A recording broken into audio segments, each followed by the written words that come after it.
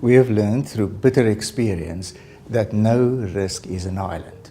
And even though this position is a very helpful starting position, today's environment requires us to connect the risks, not only backward-looking, but also in a forward-looking way, as we've done here on this graph. The benefit of having it in a graph like this is we can identify the groupings of risks, the clusters, if you will, that are most expected to occur in future. And here you can see one group of three, and actually there's another group of three lurking here as well. And the significance of being able to identify these risks that can occur together can be shown here when we revert back to the original way that we thought about risks. But graph theory, or these networks, help us to see more. It also helps us to see those risks that are expected to be weakly linked. But when they do, they produce severe aggregate outcomes. Some even refer to them as black swans. And just recently I assisted a construction company where only 3 of their contracts fell foul of black swan scenarios. And the losses that they suffered were so significant that it almost surpassed the profits that were made on all the other contracts. It is very helpful to understand what can lead to this before the process commences. But networks also can tell us where our most profound levers of influence are.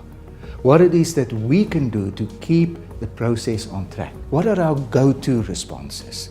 Those with the greatest flow-on consequences.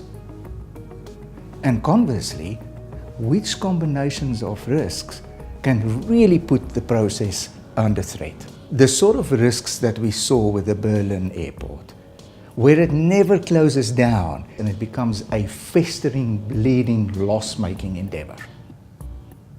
Armed with that knowledge, we can prepare for it. Disaster recovery, business continuity. And so from all these analyses, we can identify the very small number of risks that truly hold the potential, favorable or unfavorable, to combine and to produce leveraged outcomes, profitable or unprofitable. But less is more in today's world. And with a smaller number of risks, we can then move down to the bow ties, where we can identify the preventative, detective, and recovery controls in order to determine the residual risk. How do we do this? 4 steps. In the first step, we identify the most knowledgeable people in the organization pertaining to a project, and we conduct interviews with them. That gives us the baseline of risks. We then socialize that in a group interview with 16 or more experts, where that list of risks is enriched, to be brought into the third step, which is an online survey, completed by everyone individually. And the data that we obtain through the survey then allows us to create the network and perform the analysis, which we play back to you to determine the consequences. If we convert the static view of risks into a network, it allows all of us to see further in the future than what it's ever been possible. That makes a difference. It makes a difference to every project, to every assignment. And it's the difference that KPMG can make for you.